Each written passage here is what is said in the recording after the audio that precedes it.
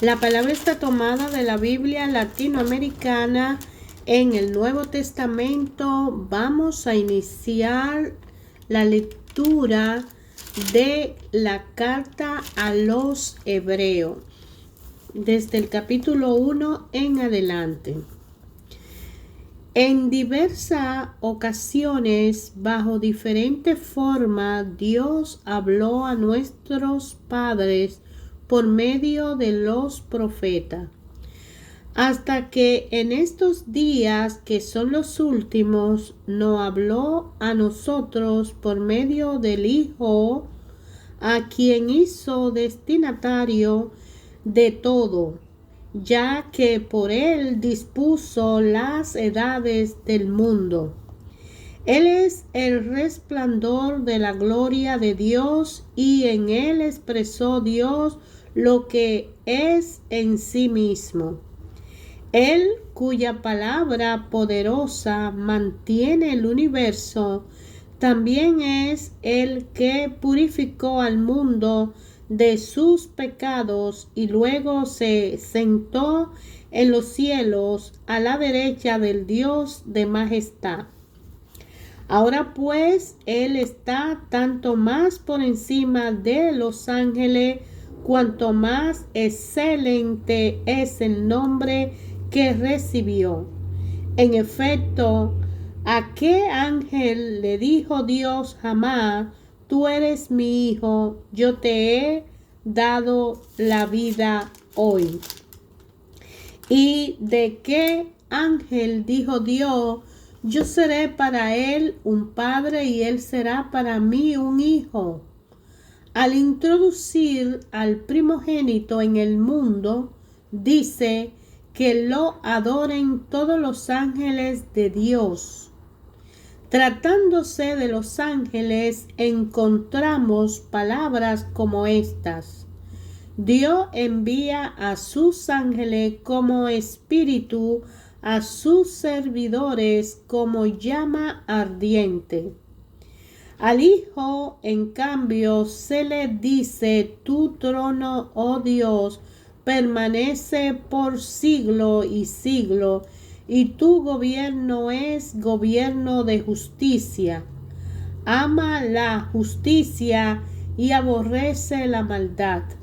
Por eso, oh Dios, tu Dios te concedió una consagración real, que es fuente de alegría con preferencia a tus compañeros. Y también leemos: tú, Señor, en el principio pusiste la tierra sobre sus bases, y los cielos son obra de tus manos. Ellos desaparecerán, pero tú permaneces. Serán para ti como un vestido viejo, y los doblará como una capa y los cambiará, pero tú eres siempre el mismo, y tus años no terminarán jamás.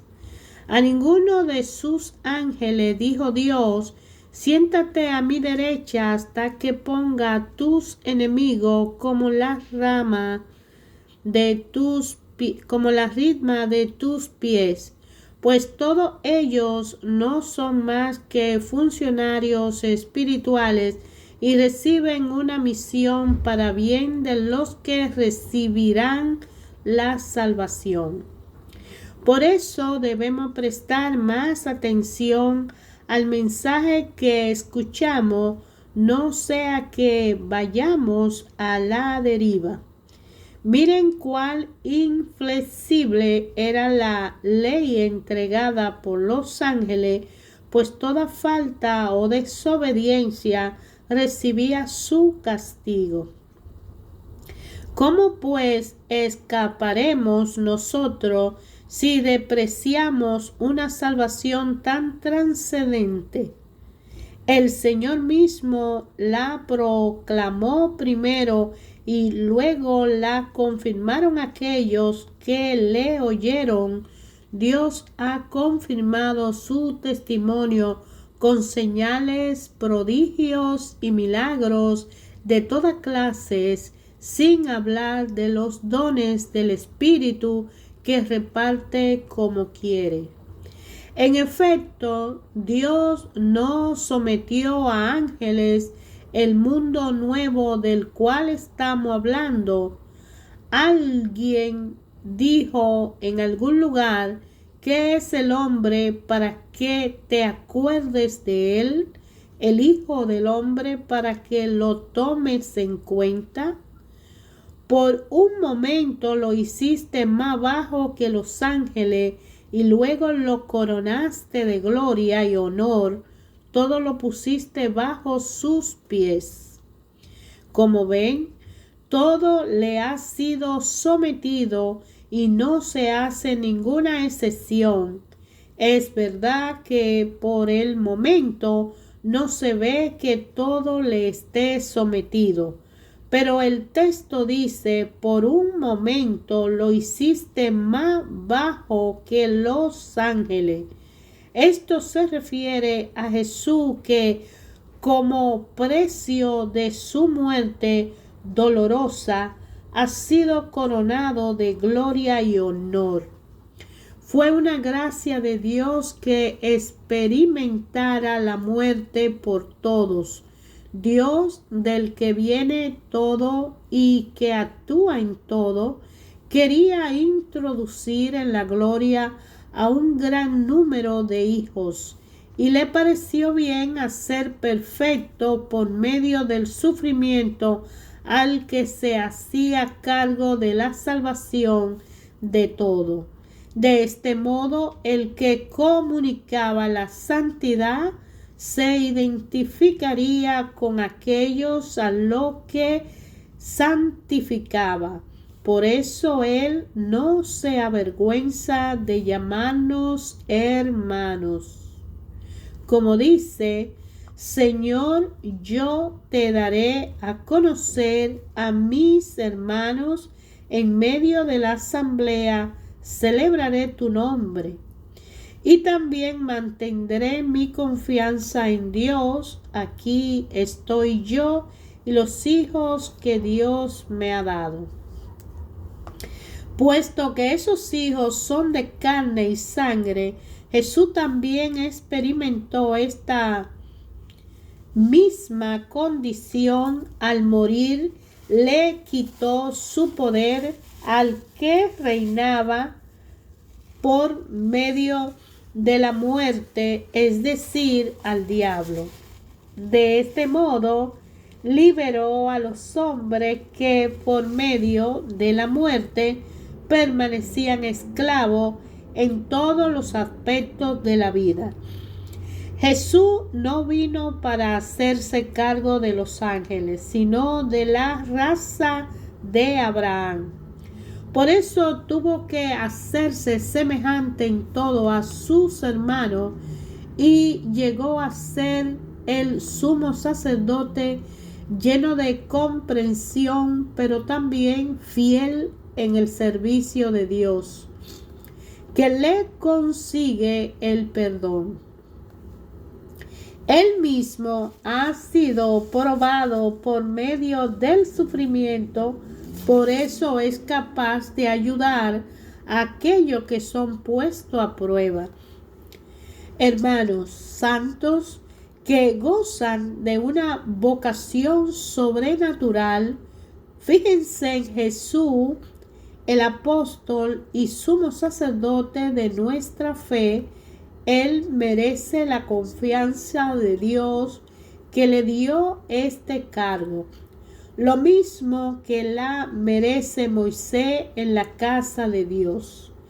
En realidad, Jesús aventaja en mucho a Moisés, pues no hay comparación entre una casa y el que la construye. Toda casa necesita un constructor, y hay un constructor de todos, que es Dios. Moisés actuaba en toda la casa de Dios como fiel servidor, dando a conocer que lo que le habían dicho, Cristo, en cambio, está en su casa como el Hijo, y nosotros somos la gente de la casa, con tal que sigamos esperando con firmeza y entusiasmo. Escuchemos lo que dice el Espíritu Santo. Ojalá escuchen hoy la voz del Señor. No endurezcan su corazón como ocurrió en el día amargo, el día de la tentación en el desierto, cuando me tentaron sus padres, me pusieron a prueba y vieron mis prodigios durante 40 años. Por eso me cansé de aquella generación y dije, siempre andan extraviados, no han conocido mis caminos. Me enojé y declaré con juramento, no entrarán jamás en mi lugar de descanso. Cuidado, hermanos, que no haya entre ustedes alguien de mal corazón y bastante incrédulo como para apartarse del Dios vivo. Más bien, anímense mutuamente cada día mientras dura este hoy. Que ninguno de ustedes se deje arrastrar por el pecado y llegue a endurecerse. Hemos pasado a ser solidarios de Cristo, pero con tal de que mantengamos hasta el fin nuestra convicción del principio. Fíjense en lo que dice la Escritura. Ojalá escuchen hoy la voz del Señor. No endurezcan su corazón como ocurrió en el día amargo. ¿Quiénes son esos que después de haber oído amargaron a Dios? Todos los que salieron del Egipto gracias a Moisés. ¿Quiénes son los que cansaron a Dios durante 40 años? Los que habían pecado, por lo que perecieron y sus cadáveres quedaron en el desierto. ¿A quienes juró Dios que no entrarían en su lugar de descanso? A aquellos rebeldes, por supuesto, y vemos que se le prohibió la entrada a causa de su falta de fe.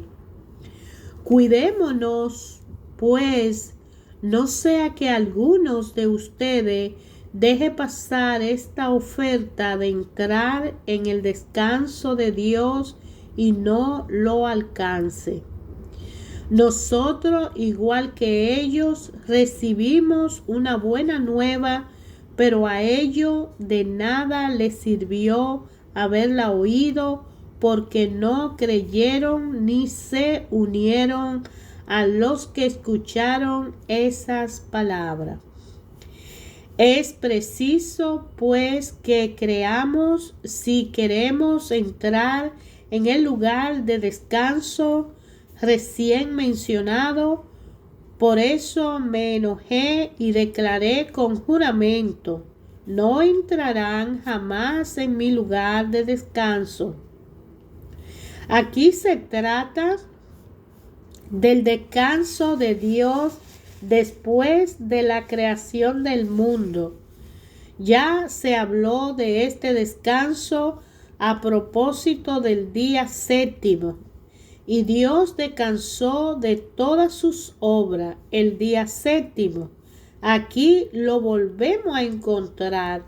No entrarán jamás en mi descanso. Dos cosas pues se nos dicen. Algunos entrarán, y los que recibieron primero la buena nueva no entraron por causa de su falta de fe.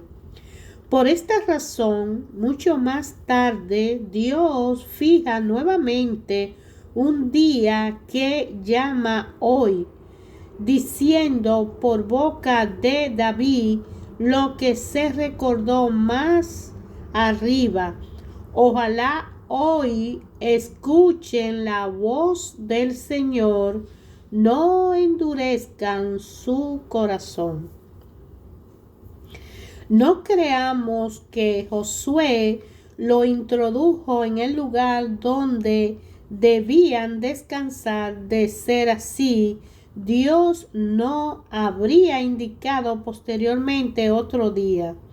Un descanso sagrado, pues, espera todavía al pueblo de Dios, y el que entre en ese descanso descansará de todos sus trabajos como lo hizo Dios.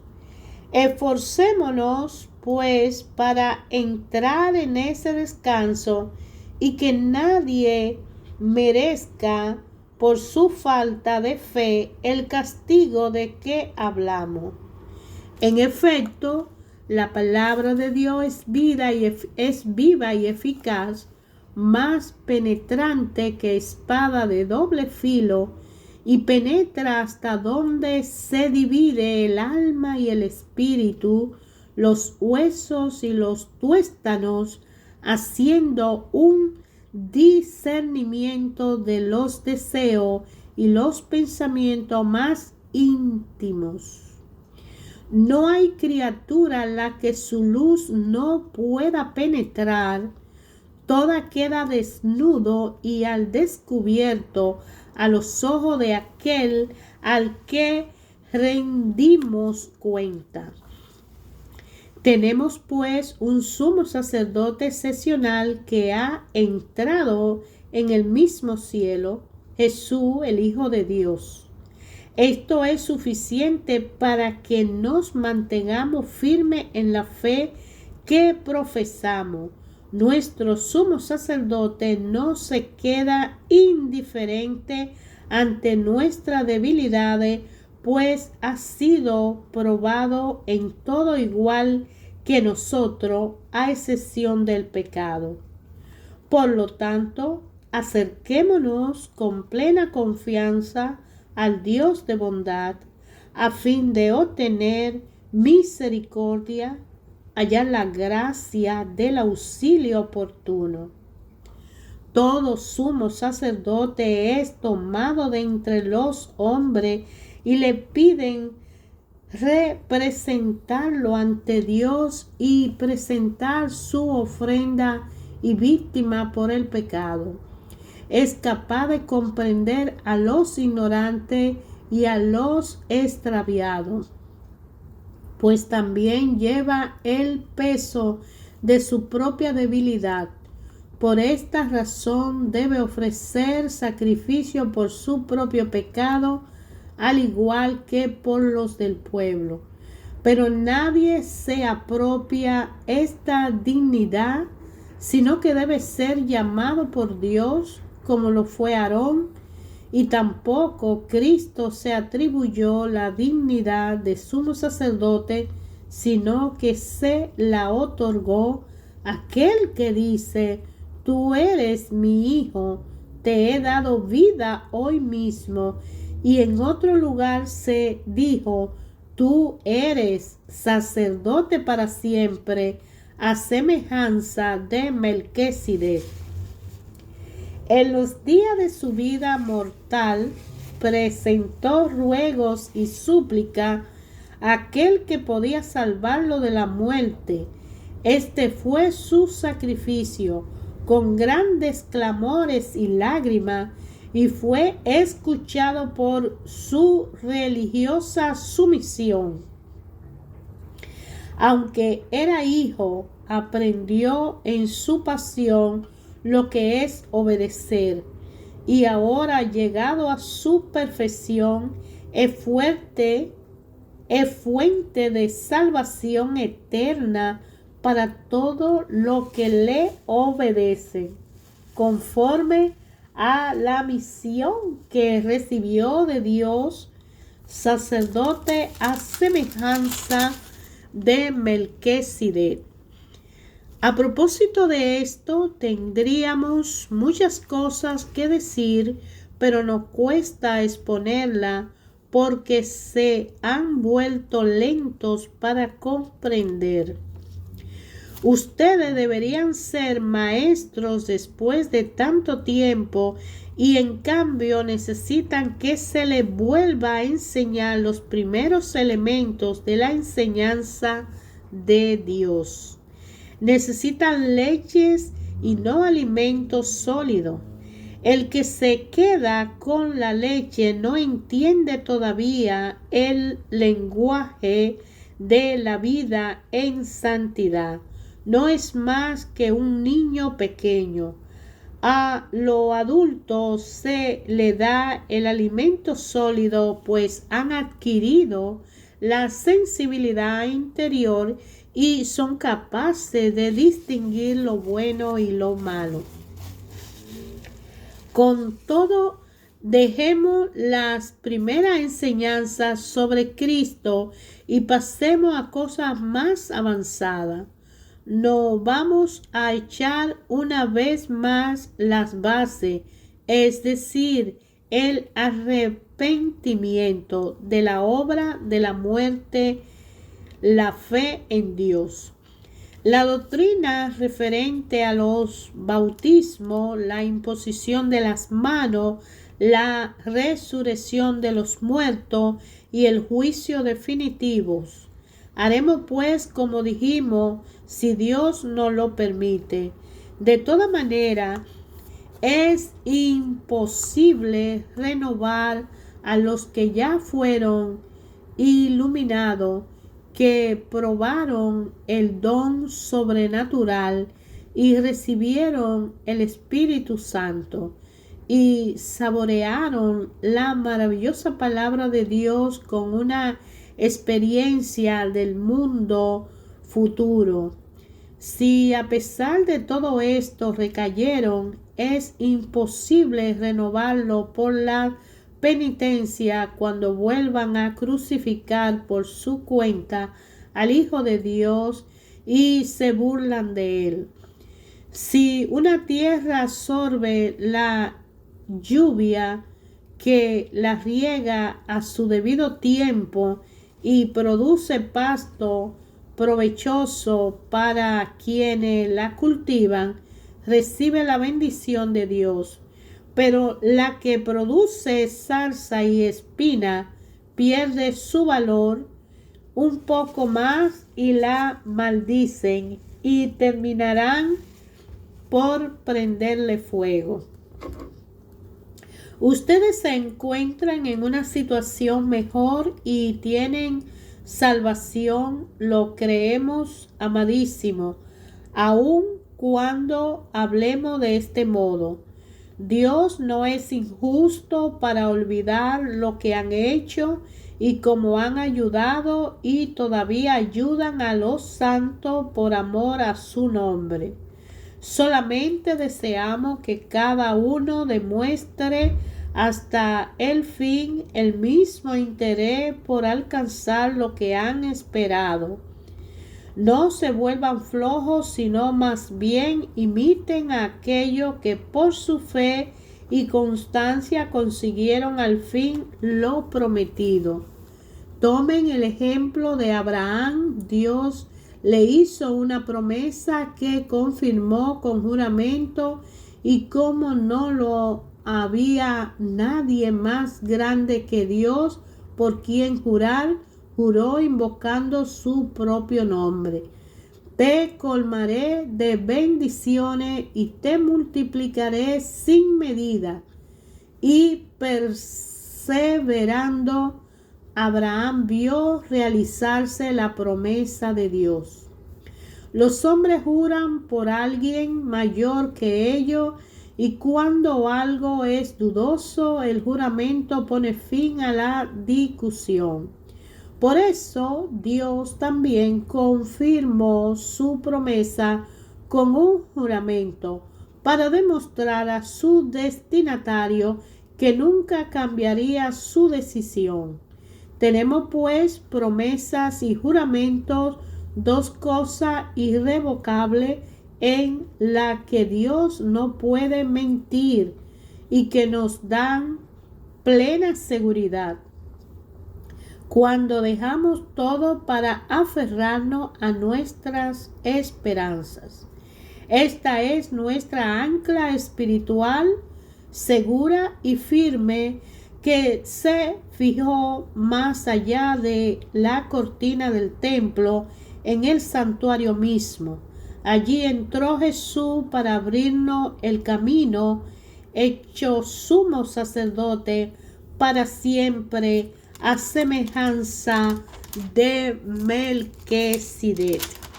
Hermanos, ayer, hoy y siempre Dios Padre habla a través de su palabra a nuestro corazón. En los tiempos de los apóstoles se calificaba a hebreos, a los judíos que vivían en Palestina, a diferencia de esa mayoría de su pueblo que había emigrado a diversos países por todo el imperio romano. Esta carta de Pablo a los hebreos está dirigida a la comunidad cristiana de Palestina que se había formado con judíos de raza después de Pentecostés. Como discípulos de Cristo habían sido perseguidos y algunos le habían sido confiscados sus bienes, ya no tenían nada en el mundo y debían darse ánimo unos a otros con la convicción de que al fin de su exilio encontrarían la verdadera patria a donde Jesús se había ido después de su sufrimiento. Volvían así a encontrarse en la situación de su antepasado hebreo que habían vivido en el desierto, aguardando y buscando una tierra prometida. No será difícil ver que esta carta se dirige a hombres familiarizados con el Antiguo Testamento. A lo mejor se trataba de sacerdotes judíos que habían reconocido a Jesús como el Cristo y que pasaban entonces por una crisis. Hasta ese momento, como era sacerdote, el templo había sido toda su vida. Allí ofrecían sacrificios y recibían en paga una parte de los animales ofrecidos. Pero ahora no solamente habían sido excluidos y expulsados del templo por los judíos, sino que de cualquier modo Cristo lo había reemplazado. Creer en Él era reconocerlo como el Nuevo Testamento, del que el edificio sagrado de Jerusalén no era más que la figura. El laico había organizado su iglesia sin tomar en cuenta el sacerdocio de los hijos de Aarón, los sacerdotes judíos, pues él y solo él es el sacerdote, el que pone al hombre en contacto con el Dios Santísimo. De ese modo, Cristo le había quitado tanto su trabajo como su razón de ser. Por eso, a veces, esos hombres que habían conocido a Jesús en su existencia humana se habrán puesto a dudar: ¿acaso todo ha cambiado a causa de él? Para confirmar su fe, esta carta le muestra que la religión judía, con su ceremonia grandiosa en el templo de Jerusalén, no era más que una imagen de algo más grande. El perdón de los pecados y la religión en espíritu, aspiración de todo el Antiguo Testamento, debía ser la obra del sacerdote auténtico de toda la humanidad. Jesús, el Hijo de Dios, ya no hay otro. No hay otro sacrificio fuera del suyo, el sacrificio que comienza en la cruz y termina en la gloria. Y es que a través de cargar nuestra cruz, seguirle a Él, la senda de Jesús, viene el Espíritu Santo y nos da la fuerza, la fortaleza de continuar y mantener la salvación. Cartas a los Hebreos es una exhortación para ayudarnos a entender que el verdadero sacerdocio, la verdadera religión, empieza a entender que, como dijo Jesucristo, amarás a Dios por sobre todas las cosas del mundo y al prójimo como a ti mismo. Tomar tu cruz y seguirme a mí si quieres salvar tu vida. Y en pos de mí, hacerte humilde y justo y seguirle a Él. Y el Espíritu Santo que viene y santifica ese sufrimiento, porque aquí estamos hablando de darle una fuerza a esa comunidad que está luchando para mantener ese cambio, porque ellos eran las iglesias primitivas, comunidades primitivas que estaban experimentando un cambio en aquel tiempo, en aquel momento, pero también vemos que hoy pasa igual, y no solo la comunidad, pasa en cada individuo. Cuando abrimos la palabra de Dios y la leemos, nos damos cuenta que estamos buscando una obediencia para seguir un camino, una senda para cumplir un plan y una promesa. Se habla de la promesa, se habla de ese acuerdo, de esa alianza que Dios hace con Abraham, pero sabemos que se le habla a los hijos de Abraham, a los descendientes, y sabemos que Dios le dijo a Abraham que tu descendencia será tan numerosa como la arena del mar.